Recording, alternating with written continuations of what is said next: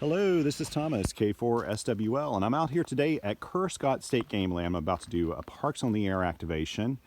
If you haven't watched my videos before, standard disclaimer. These are real-time, real-life, no-edit videos. You are out here with me in real time, hopefully enjoying this activation. Hopefully it'll be an enjoyable activation. These are simple YouTube videos, and I appreciate everybody who subscribes and likes and all that.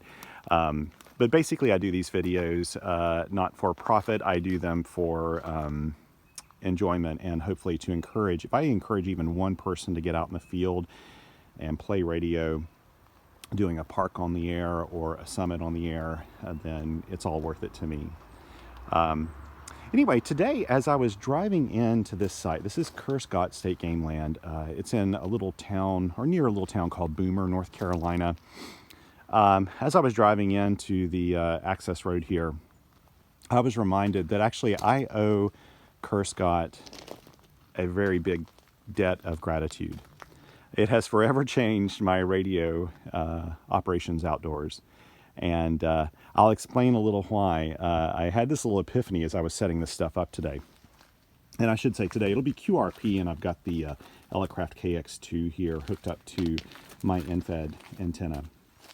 So I'm going to turn the camera around. I don't like showing my ugly mug here too much on video, but I feel like it's better than staring at the ground here for the next 5 minutes. But basically, I came out to Kerr, I think it was in May or possibly June of last year, and it was an all-time new park, meaning no one had ever activated it before, and so very rare park.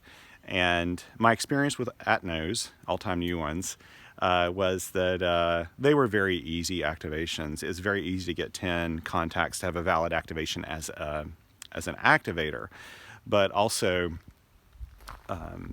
you know, there are just so many hunters out there that would like to have it as a unique park that they would that you would get jumped on and have like a little bit of a pileup sometimes with all-time new ones. Certainly that is the case these days. Came out to Kerr full of optimism and deployed a very similar antenna situation here. I mean, it just was one of the best antenna deployments I'd ever had, where the antenna wasn't touching a tree limb. It was almost straight vertical, and got a great SWR reading without using the ATU. I mean, it was perfect really for a nice efficient operation. And I had scheduled the activation on the POTA website, on the POTA spots page, and had let a couple of friends know that I'd be out here, and they knew what frequency and what time to find me. And so I came out and started activating, and I called CQ for like 25 or 30 minutes and got nothing. There were no contacts that day, which is a little frustrating. And this is a good 2-hour detour for me. So I didn't want to waste that time. And what I did was actually I took the antenna and tied it up to a tree, threw my radio in the car, and then I drove until I could get cell phone reception. Because the deal is, if you have cell phone reception, you can spot yourself using your phone. And lots of people do that. If you're a phone operator, that's about the only way that you can ensure that you have a spot on the network, is to spot yourself, unless you have a friend do it for you. And I couldn't do it, had no mobile phone service there.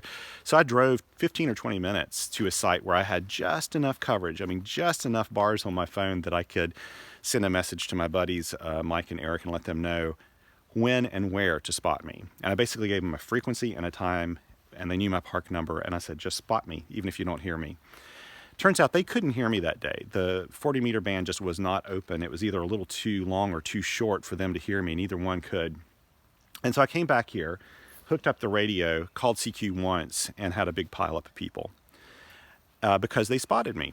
And that day, I left the site thinking, well, I mean, I believe it's the truth. If you aren't spotted on the POTA network, and probably on the SOTA network as well, it's like you don't exist. I mean, at least on the POTA network, the POTA site works so well for spots that tends to be that hunters just look at the active spots and they don't look at the schedules. And since they're not looking at schedules, they don't know to look out for you, you know, when you're out in a remote park. And so on the way home that day, I decided I need to do something about that. And I considered for just a moment getting one of these like Garmin InReach products where you can do texting through satellite through the Iridium network. So basically, no matter where you are, you can always send a spot to someone, have them spot you through a text message. I thought about doing that, but then I thought, I don't want to spend $13 a month just so I'd have the insurance of being able to spot myself. Because part of the fun with Parks on the Air is, doing it with HF and traditional radio stuff, Of course, I have no issue with anyone doing that and don't blame them at all. In fact, I think it's a good idea to have one of those.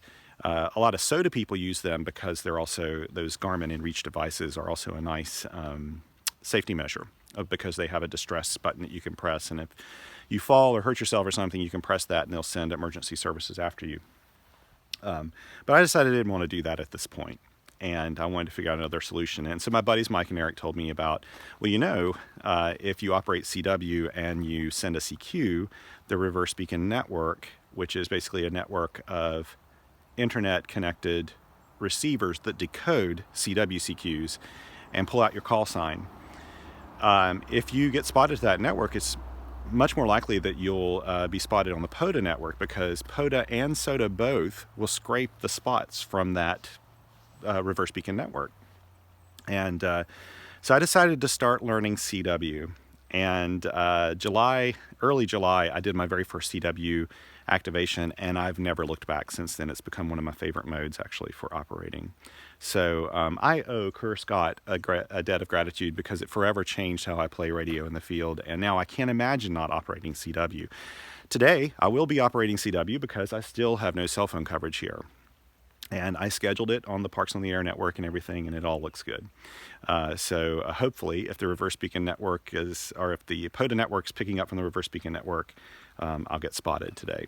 And this is still a pretty rare sight. I think only one other person's maybe activated this.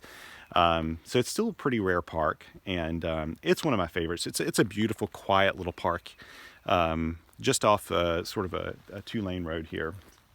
So anyway, I will get started here and hopefully I can get this set up to where you can see. I have the most simple of setups today. It's just the KX2, a little notepad. I'm not going to log on a tablet or anything like that. And let's just see what we can do. I'm going to try to put this on here. Now, I should warn you, just like if you saw my last video, at least the video where I was at the what was that game land? South Mountain Game Land. When I was at South Mountain, I didn't have enough battery to support recording a really long video. It kind of cut off dramatically. That could happen here. So anyway, be aware of that. Let me grab my glasses so I can see what I'm logging. And let's get started. I just hear somebody driving down here now. This is probably a park ranger, actually. So, or a game warden or something. We'll have to see. You'll hear me talking to them probably. Go ahead and turn this on. Yeah, it's a park ranger.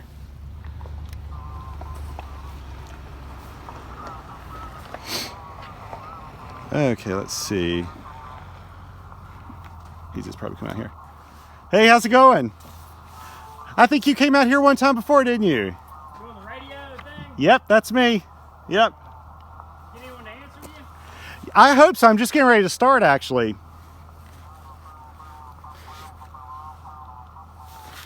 Park rangers are always really nice.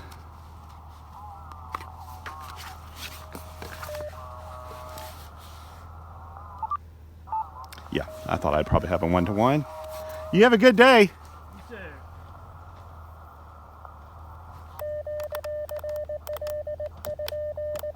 Hope I didn't yell too much here into the phone. I'm sorry about that.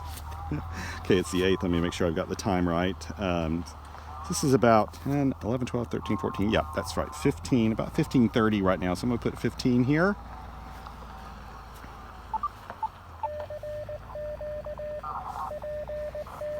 Yes, this is the same ranger that came out before.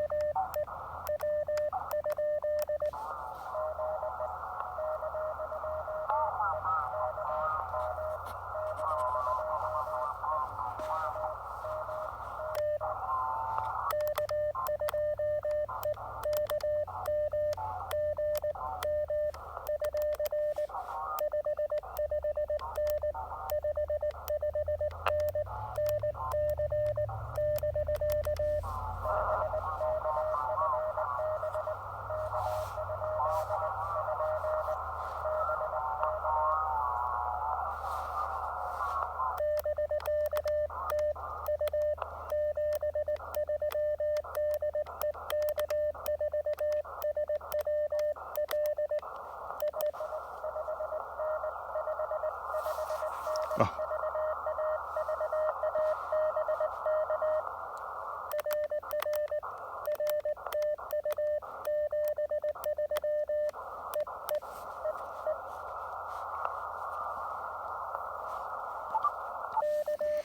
Wow, I don't think that even had a chance to spot, so he must have almost been waiting for me there. He probably checked the schedule. Again, I'm sorry, I hope I didn't just yell into the video here when I was talking to the park ranger, but he was at a distance there, a really nice guy. He's the same fellow that came out before when I was playing radio and asked about it and stuff. So far, I've been out here, I think 3 times the 3 times I've been here, I think it's been 3 times, I have only run into park rangers, not hunters.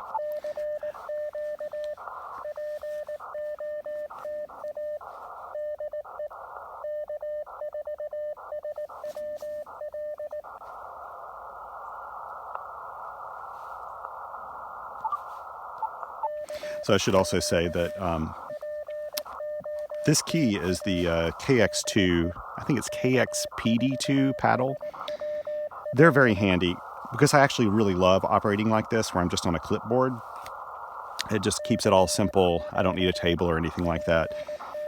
The negative with these is that they're just not quite as easy to use as like those C.W. Morse paddles that I have with me all the time. Those are just very, very easy to use. And these, you'll hear me mess up a few times. It's a little wonky to use these, especially at an angle. I've got it propped up so that the speaker underneath the transceiver has a little room there.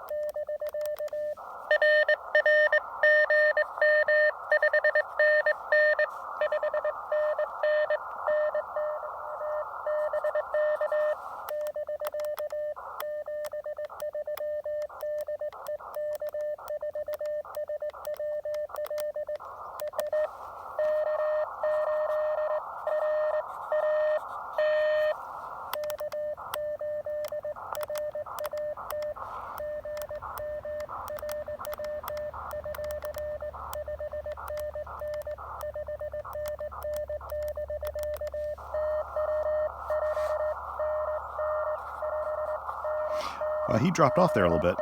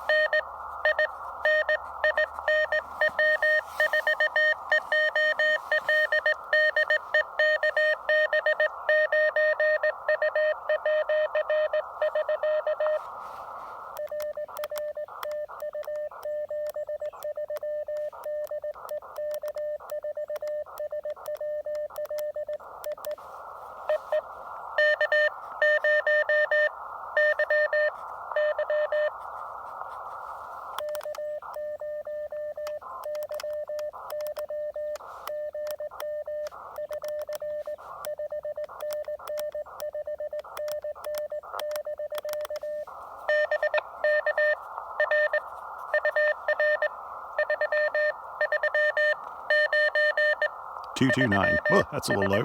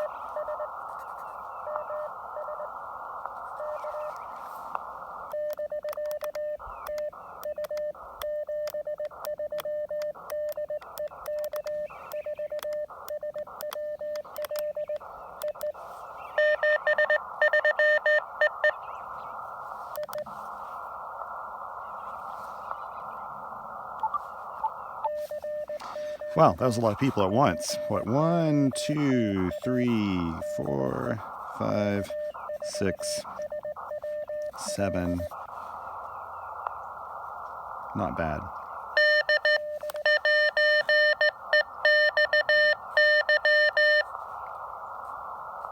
Okay.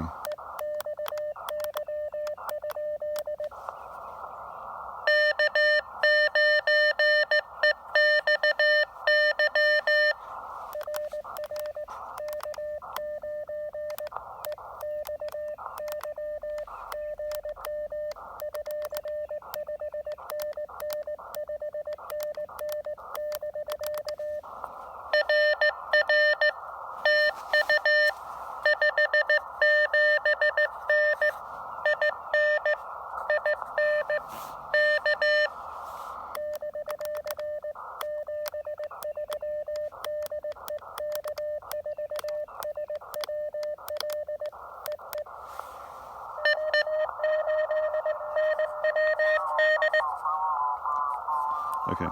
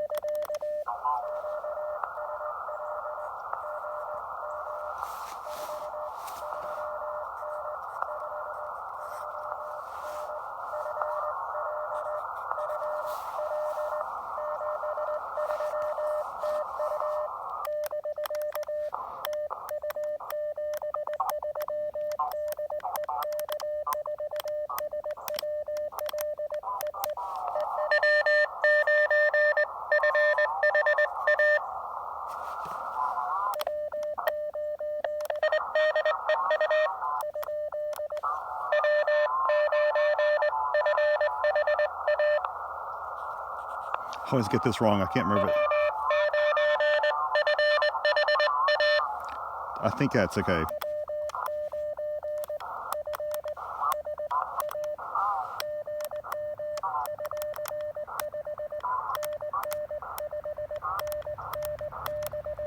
He's going just a little too fast.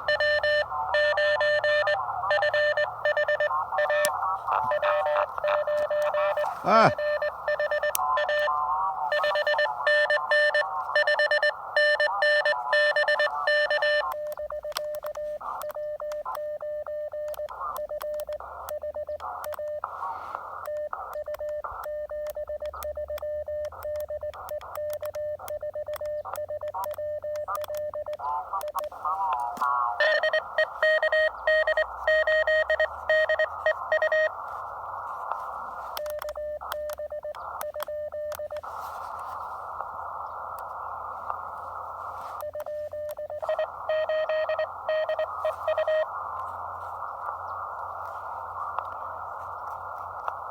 I might have to write this again. KB8D.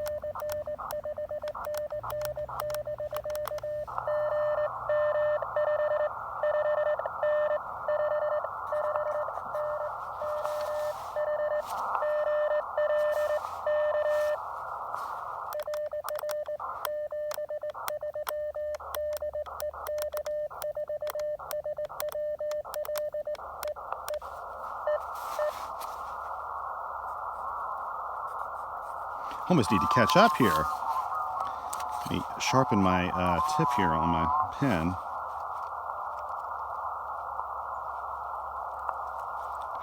Sorry. I always try to like to use pencils, but I just broke this one. There we go. That's better. Okay. So I need to catch up here before I call CQ again. I've got this guy. It took me forever to get his call sign, and that's my own fault. I just, for some reason, was having a hard time concentrating there. So it's KD8DEU, so I'm going to mark out these two, and then W9FHA. So that was probably around 1543, which would have been number 12, number 13, number 14. There we go. We're still on 40 meters. And I'm betting that Mike here, K8RAT, just didn't hear me when I came back to him, so he wanted to double confirm by doing another one. So let's go ahead and send CQ again. That gives me a little bit of a chance to catch up. It's tough to do that when you get people calling and calling and calling.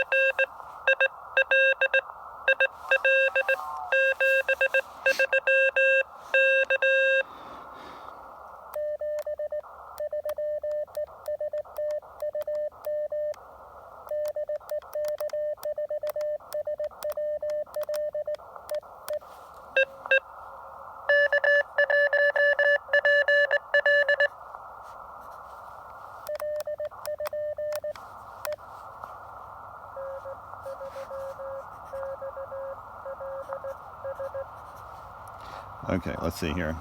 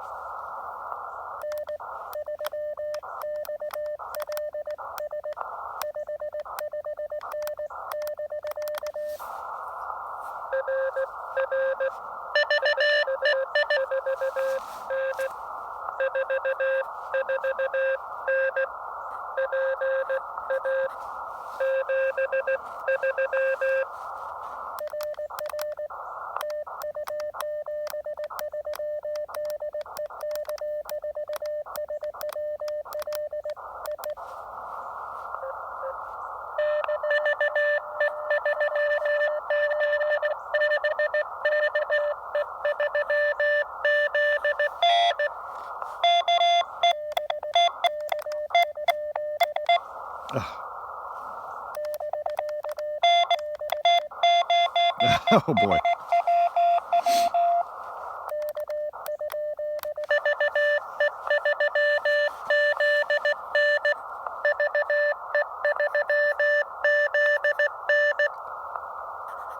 Okay.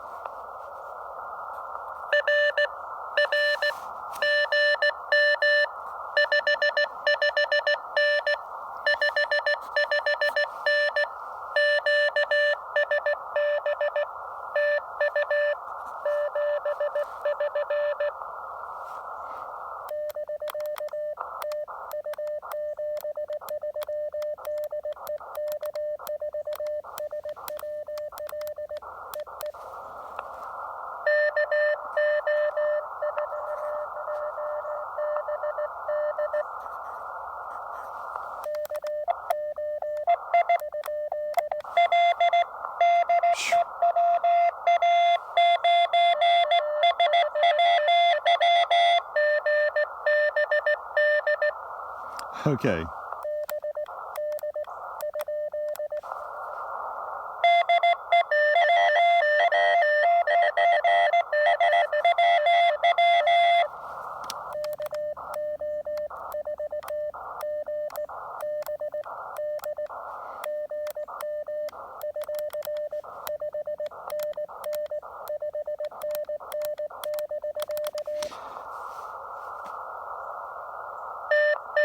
That wasn't exactly 55599.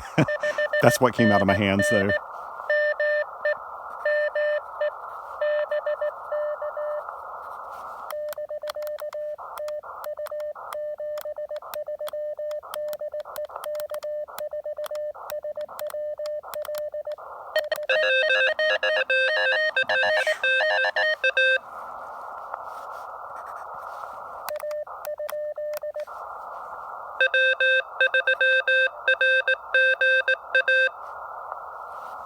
Okay.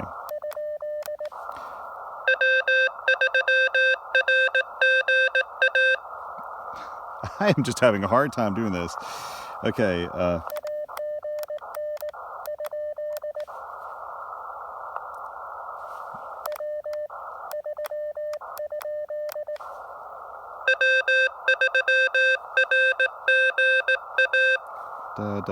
Okay. Da-da.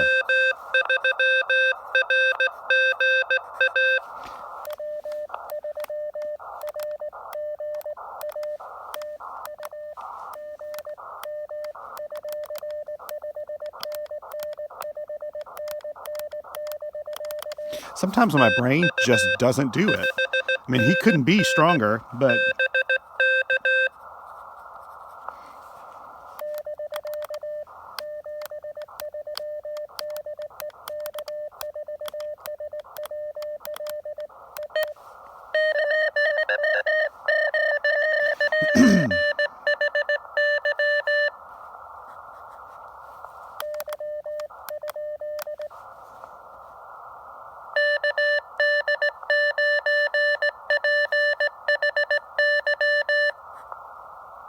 Is that P-H-Y? Okay.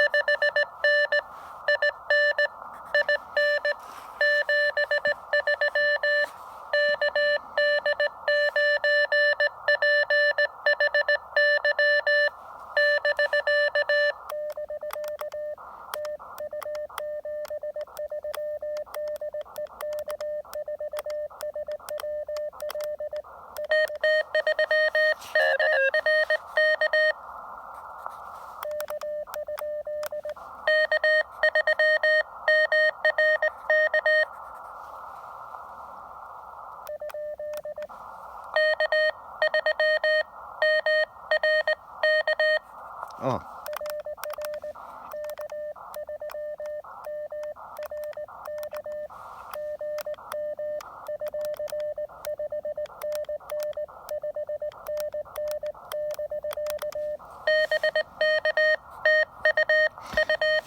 K3 MRK is a regular.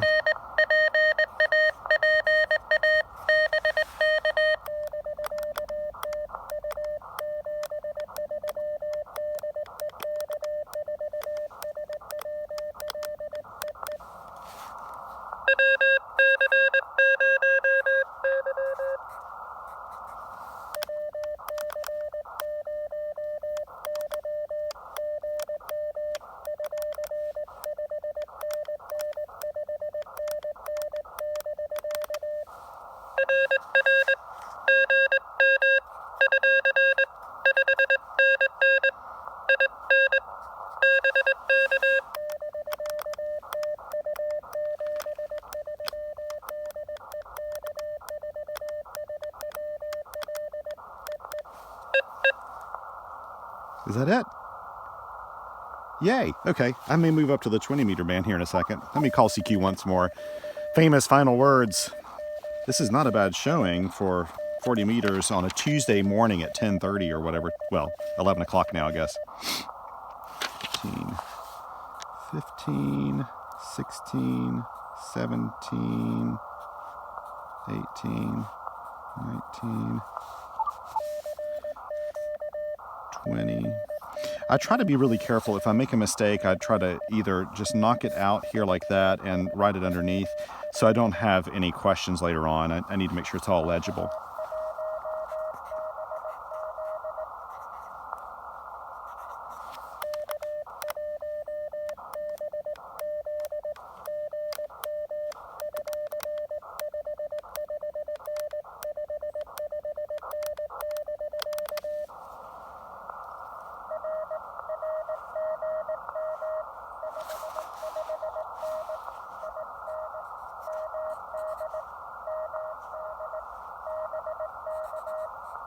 and MD.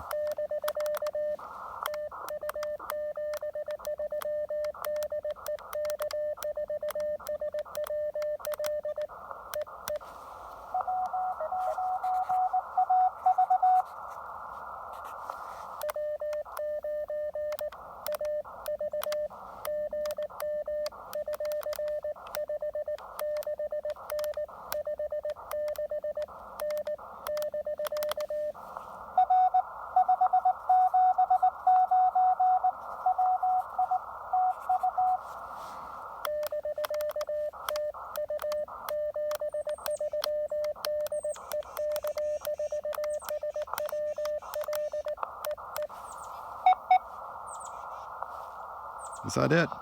Let's move up to the 20-meter band.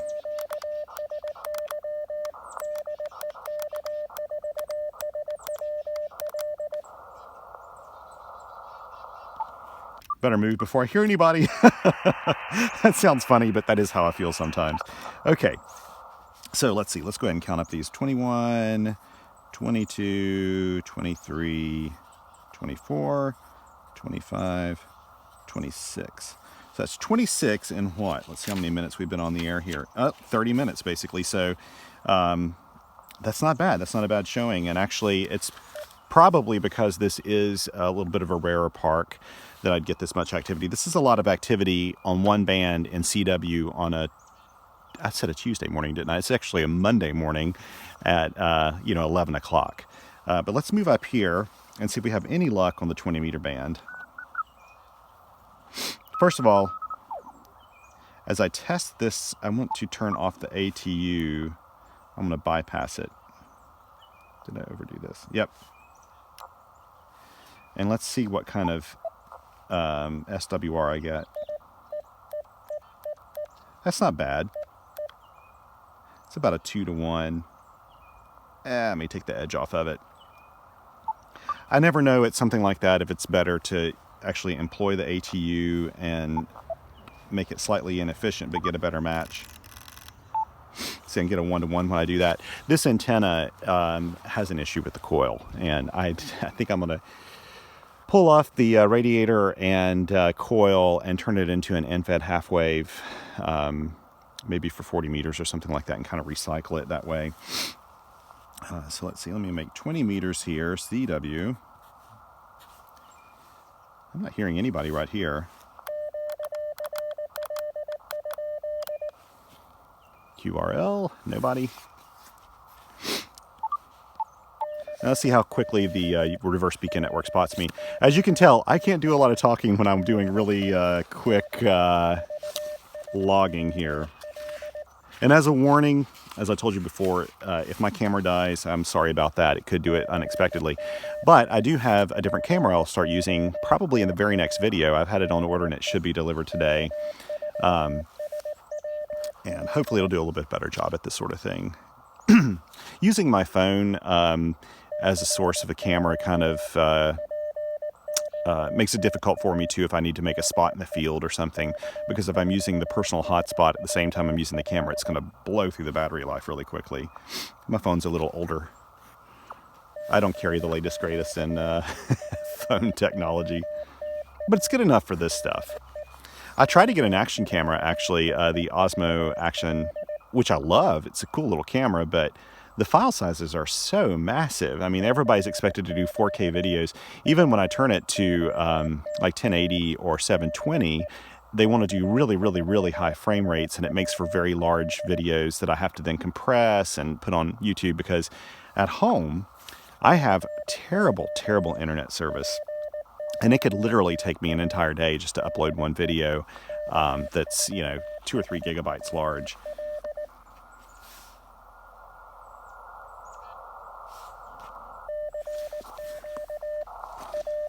Let me adjust my chair here a little bit.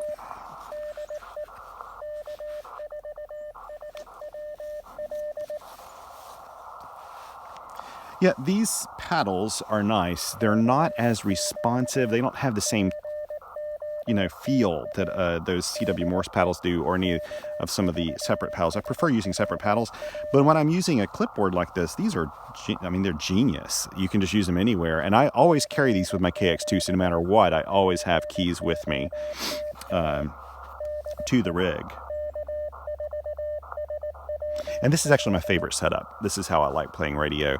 Either just sitting on a little stool with the clipboard and my radio on here, or even sitting on the ground and doing this. I don't know why. I just like doing it this way. I like picnic tables. They make it very comfortable, but for just pure field stuff, it's just so much fun. I mean, the thing about POTA that I really love, and Summits on the Air, is that each activation is truly emergency communications. You're really employing real EMCOM stuff when you're doing it. Because each time I go out, I'm bringing my entire station with me, a new antenna, a total field deployment that I've never done quite the same before. And it's just very, I don't know. I think it's really fun. And, people, you get radio preppers and things that talk about doing, getting the right radios and stuff, getting the right radios. But unless you actually take your gear out into the field and use it, how can you feel prepared? And I mean, like winter field day to me, or field day, is just nothing to set up for it. I'm so used to doing it. I can set up an entire station in 10 minutes, easy. And I know people that get their field gear out, once a year or less. And so they go out the field and they don't have half the things they need. And it's just because they're not in the habit of using it. Anybody can get in the habit of doing portable field operations. And that's the reason I love these field activities like this. I've thought about putting a mobile station in my car, and I think when I get a new truck, I'll do that. It's a nice option when you're working at a park or an area where there's just like not an option for deploying an antenna, or you've got an extremely short period of time to do operations. It's nice to have, just a mobile setup. You can just drive up, do your activation, and move on. It's certainly the fastest way to get activations done. But personally, I just enjoy getting out and literally deploying an entire antenna and transceiver and everything. I don't know why. As I've said before, I think my channel sometimes is about doing the least easy option. I don't know. This is actually not a test of compromise here. I've got a decent antenna, decent radio. Yeah, it's only running 5 watts. I could actually pump that up now. Let's do that. I've done way over my 10 at 5 watts, which is my goal for this year. So let's move the power up to a whopping, let's see where we can go here with this. Let's move it up to a whopping 10 watts. And see if I can get anyone that could help a little bit. It doesn't really make a bunch of difference in terms of S units or anything, but it may help me with some DX signals.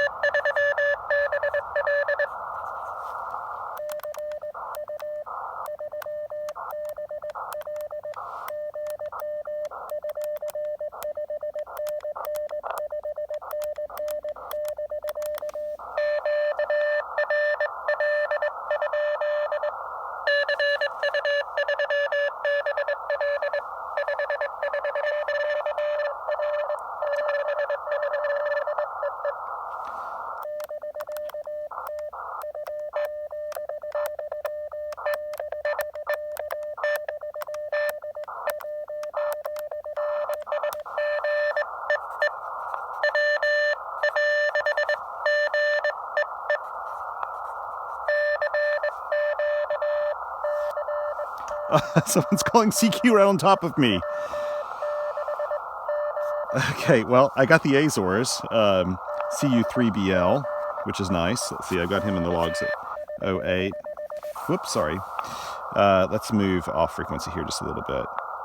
I'm not going to try to fight this other person that's calling CQ on top of me, because once I start calling CQ again, it'll show my spot at a different frequency and respot me. So hey, that's fine.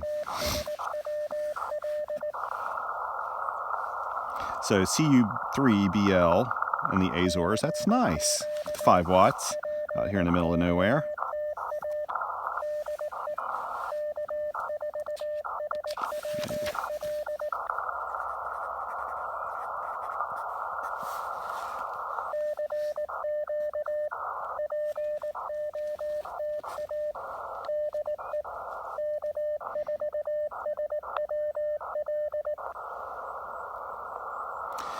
People jumping in, calling CQ on top of you, that happens more often than you'd like to think. I like to think that they're doing that not hearing your signal at all, and that could be that if they live in an area with RFI and stuff, even though like that guy's signal was crazy loud, it's possible if he lives in, an area with a lot of noise that he just couldn't hear my signal because maybe I was 559 and so I was below his noise level. But it is really annoying. He didn't call QRL or anything that I heard.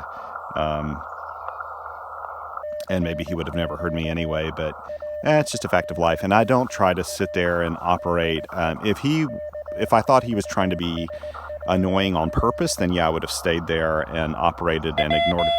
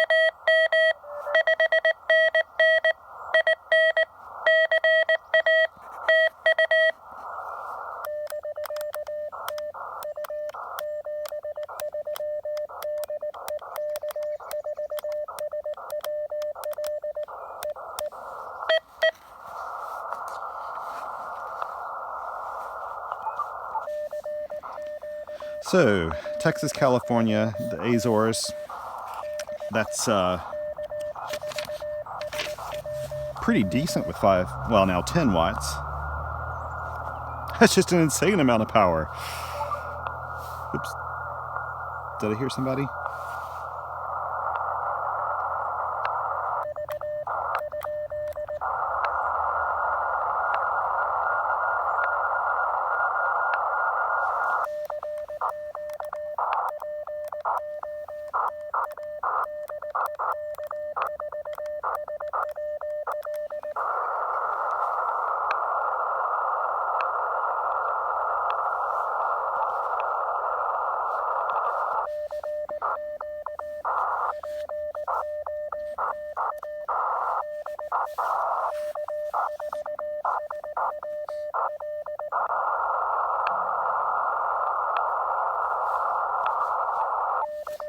I'll let this go for a little while longer.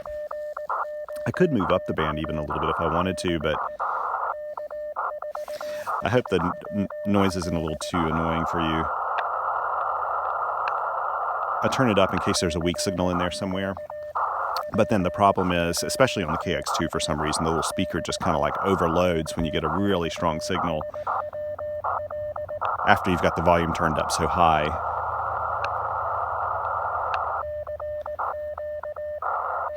And I think some people probably even confuse that with like receiver overloading on the KX2, and it's not the case. It's just if you have the audio gain way up and then you get a strong signal, it can just like blast out everything. And if you just turn down the volume or the AF gain, it all sounds better again.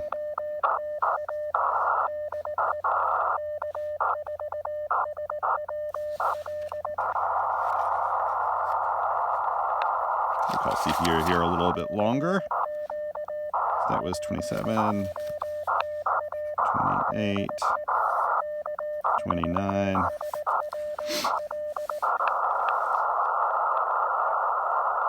I may go down to 30 meters. While this isn't a 30 meter antenna, of course, I can use the ATU to make that happen.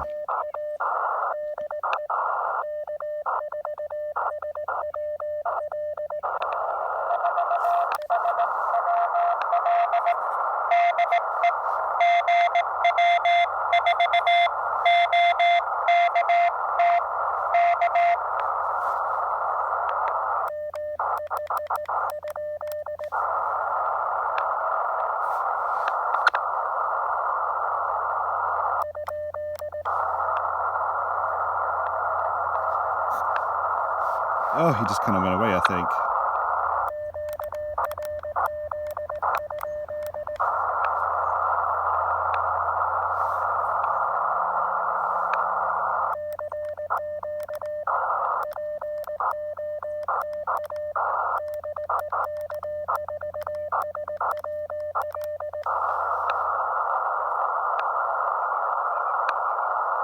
There's a lot of fading on the band today, I can tell. That guy was strong, and then he just disappeared.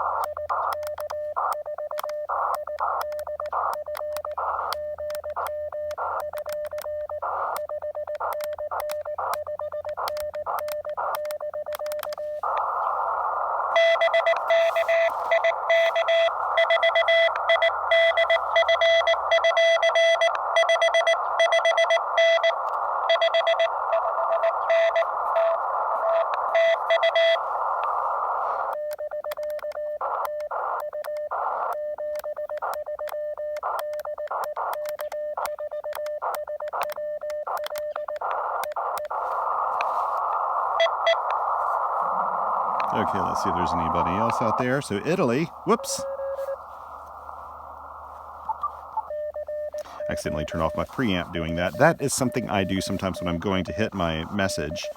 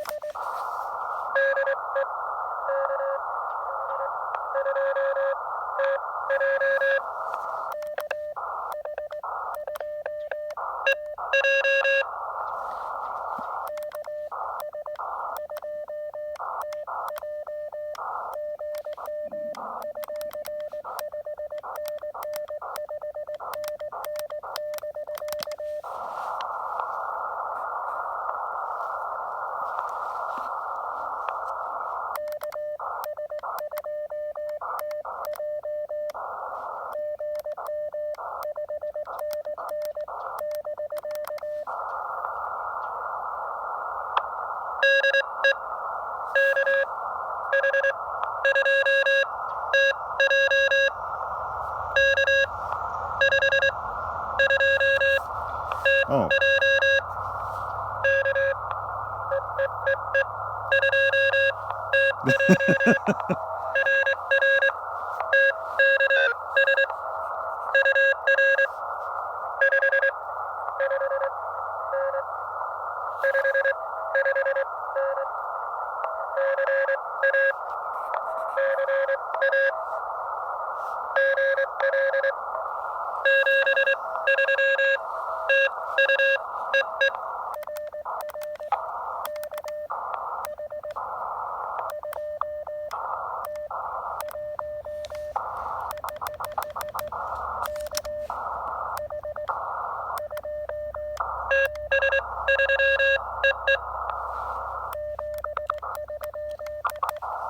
Okay.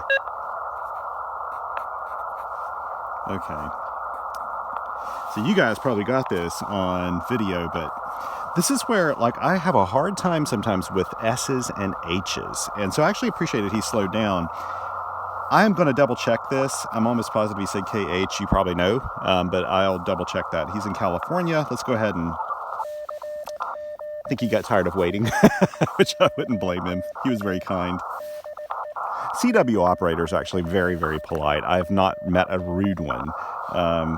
And they're also very understanding if you don't catch things the first time. It's lots going on out here in the field, and man, I'm very pleased. Italy, California, that's a decent spread for 5 to 10 watts.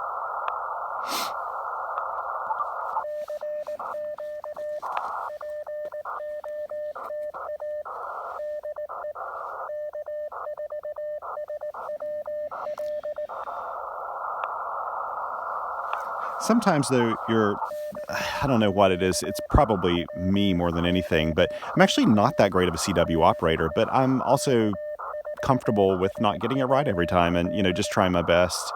And I usually find that I get most of my calls right. I will go back through my logs and sometimes double check to make sure I've got the call signs in there correctly. When they sent it, it's just a misinterpretation or something. And so I'm able to correct the logs after the fact, like something like this. I can go back in and fix. Am I hearing somebody?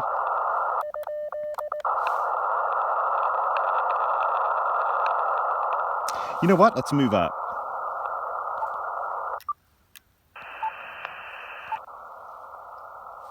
Let's move up to the 17 meter band, and then we'll call it quits. I have no idea if I'll find anybody here or not. But just for fun, let's do it. Well, I'm not hearing anybody here.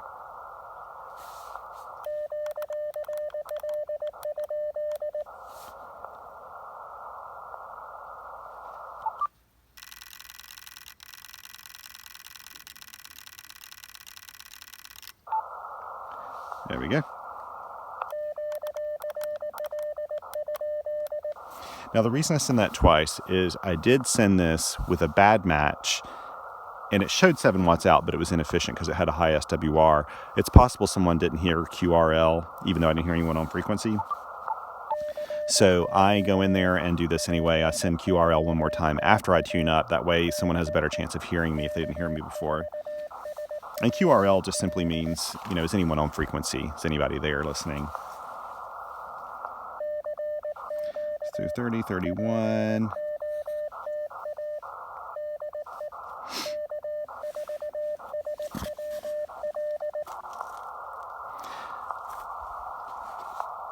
It's a beautiful day. It's maybe, I bet it's about 37 degrees out here. So what, about +2 Celsius, +3 Celsius? But it's not windy, and it's very pleasant. My hands aren't even that cold. Lately, when I've been going out, it's been at freezing or a little bit less and windy. And my last activation I posted from South Mountain Game Lands, that day it was pretty cold just because of the wind. And people have asked before what gloves I use when I operate CW. I do have I've had some thin gloves that I've used before for operating in the field, but it hasn't been with CW. And it's a lot easier to do SSB without gloves on. I've yet to find any kind of gloves that really give you the feel you need in order to operate paddles in the field accurately in cold weather. I'd love your comments, but I just don't think it's, I think you just got to live with it, to be honest. I think you just have to live with cold hands. You can get hand warmers and hold on to them while you're not operating, and that probably helps, but that's a challenge. I think you could probably make paddles specifically to use. I mean, some of these really large paddles, like Vibraplex makes some, and there's some other companies that have really big pads on them. You could probably use those with thick gloves and operate, pretty accurately, but those aren't exactly field paddles either. Elecraft gear is made pretty nicely where everything's spaced out nicely on the front panel so that you've got room, if you have gloves on, that you could probably still operate. But it's just really the touch of the CW paddles that makes it difficult for me.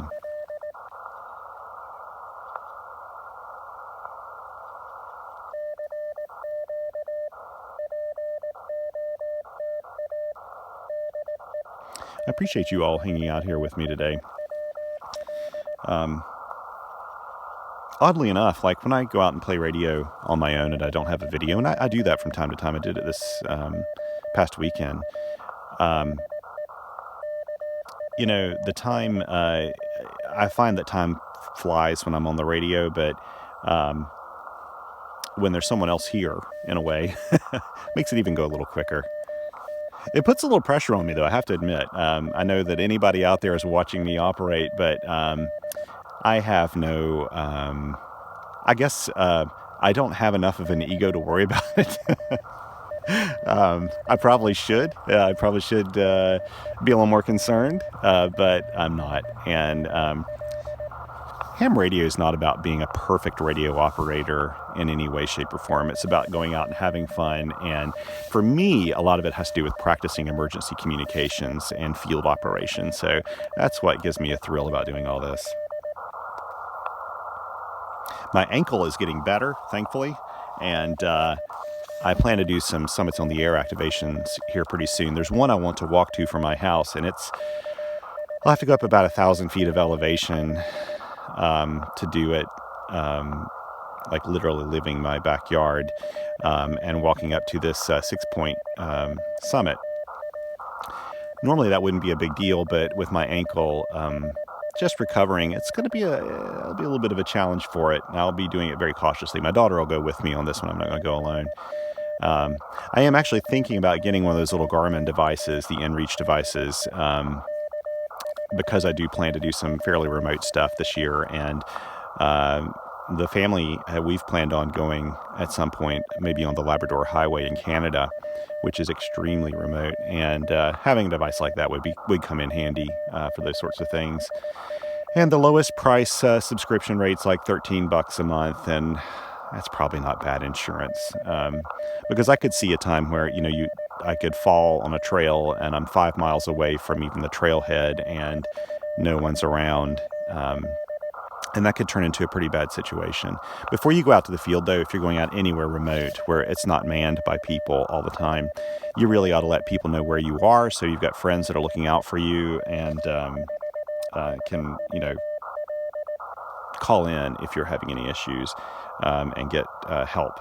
Okay, you know what? I'm getting no one on here. I'm going to go one more place. I'm going to go to 30 meters. I don't know if this video may end at any point here from either the battery or the storage running out, but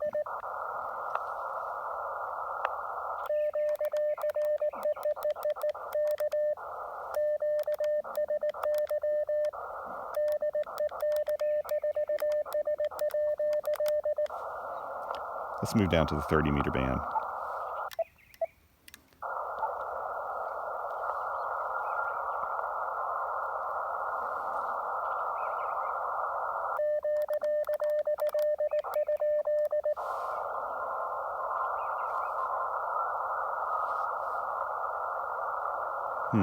Move a little bit.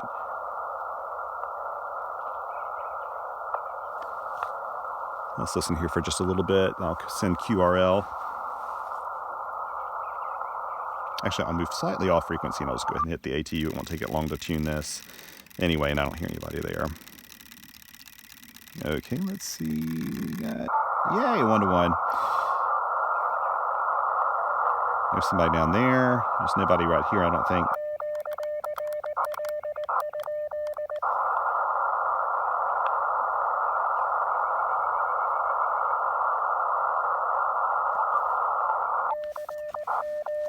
Okay, so we'll move this to 30. So we tried, I like writing this down here, that way I can tell that I tried 17 meters, didn't get anything.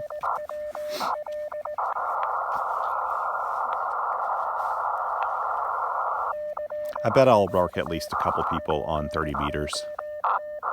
This is a decent time of the day to run 30 meters. It could possibly reach into the Midwest, maybe out as far as Colorado, and up into Maine and New Hampshire, possibly Canada.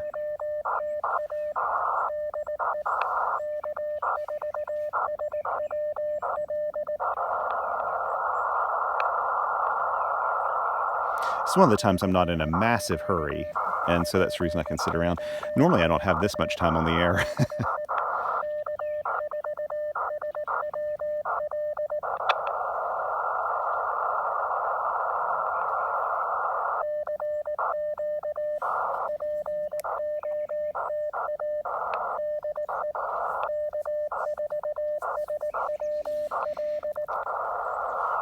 Okay, if the RBN spotting me, maybe I'll get a call back here in one more CQ.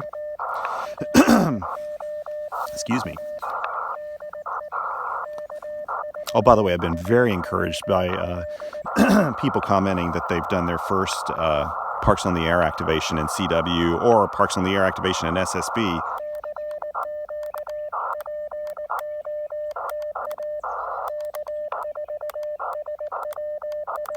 It is addictive.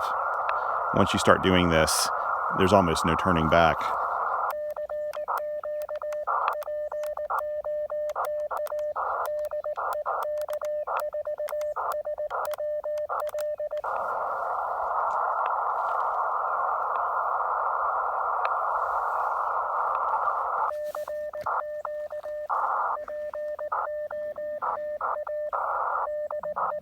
Okay, let's see how much more time I've got here. Probably need to leave here in about 15 minutes if I can. Yeah, that'll be good time.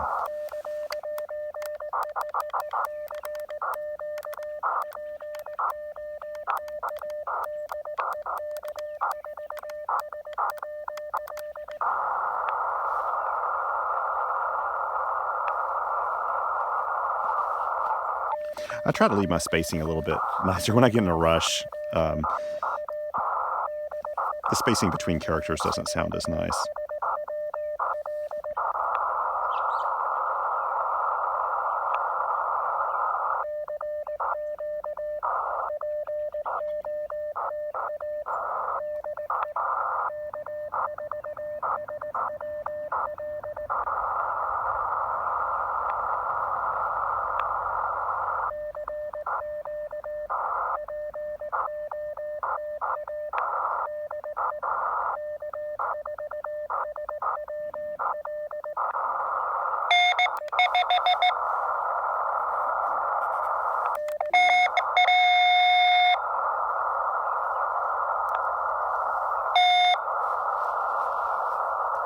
I'll be a little patient here.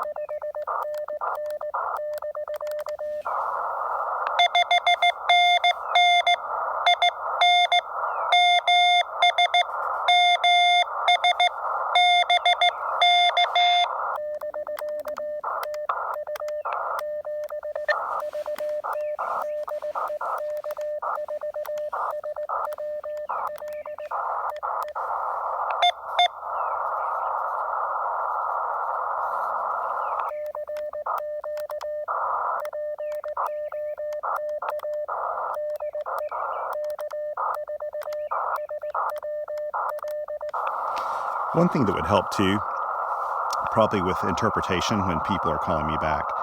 I realize now, I'm operating at about 17, 18 words a minute. I could slow that down, and people tend to match your speed when they call back. At least if you're operating really slowly, so like your first time you're doing a Parks on the Air activation, don't go for 20 words a minute. Maybe try 15, 13, something like that. If you're operating slowly, people will usually come back to you slowly because they can tell that that's what you're comfortable with. Or they'll do like I do sometimes. And I have been on radios before that it's not easy to change the keying speed. Like you have to go into a menu and stuff. And so what I'll do is leave a lot of space in between my characters. So I'll send K, 4, S, W, L. So I'll give them a lot of space in between for your brain to kind of figure it all out. So I've at least got one person here on 30 meters.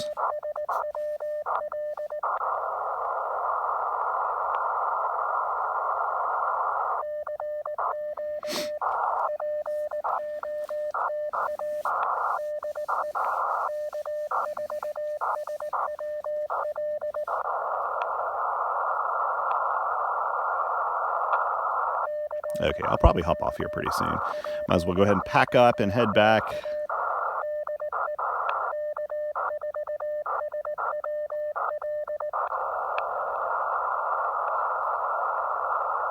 I'll do 2 more CQs. How's that? Sometimes my luck is I'll do that and then get a string of people that'll contact me at the very end when I'm actually ready to hop off the air. But this has been a good activation. It's been a lot of fun, and I'm glad I chose Kerr today. There were a couple other sites I thought about going to. There are a couple new fish hatcheries in North Carolina, but I'm not familiar with them yet. So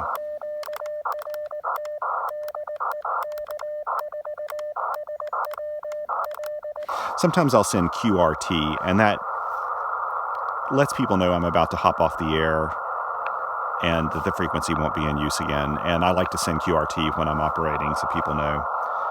Anyway, thanks again. So we got a total of 32 contacts, everything from Italy to California, using mostly 5 watts and then some 10 watts after I hopped on 20 meters here. So excellent. That was a lot of good fun. Thank you again for joining me, and I hope you enjoy these videos. I know they're not for everyone, as I say all the time, but I appreciate the people who do like them. And please, if you've got any questions, leave them in the comment section. I'll do my best to get back to them as soon as I can. I like to try to answer questions and help you out. A lot of people are trying to make choices about what they're doing in the field. I will tell you this: don't let equipment and don't let the kind of fear that you're not going to be prepared stop you from going in the field. Especially if you're doing voice contacts, you can take your time and ask people to slow down, and it's very comfortable. And I promise you that people in Parks on the Air and Summits on the Air will be very, very kind to you as you're getting your bearings and getting used to doing field activations. It's not a contest, so people will slow down and people can be very patient with you. So don't worry about it. And in CW, as soon as you're comfortable interpreting most of the characters, even if you have to operate at 5 words a minute, do it and try it. At least make a couple of contacts. And I can tell you that after a while, you just do these contacts. You may sweat it out for a few contacts just out of nervousness, but it eventually starts coming to you and your brain sort of takes over and just learns the language. And as you could see today, there were a couple calls I just really struggled with. They were plenty loud. It was just difficult for whatever reason for me to get a few of the letters, and it may have to do with spacing or something weird, but it just didn't work very well. But that's okay. I'll ask people to slow down. I'll ask them to send their call sign again. People usually will slow down for you, and it's just, I don't know. CW is. It's just a really fascinating language, and I find that when I'm in that mode of operating CW, that it kind of clears out everything else in my world, it lets me focus on it. I enjoy it. It's just so simple and so effective and kind of so much fun. I start to hear people's fists too, like the regulars that contact me. I can almost tell by the swing of their fist or how they space their characters, almost recognize their call signs from that. So that happens to everyone once you've practiced a little while. But I hope to hear you out there. Take care, and 7 threes until the next video. I'll talk to you later.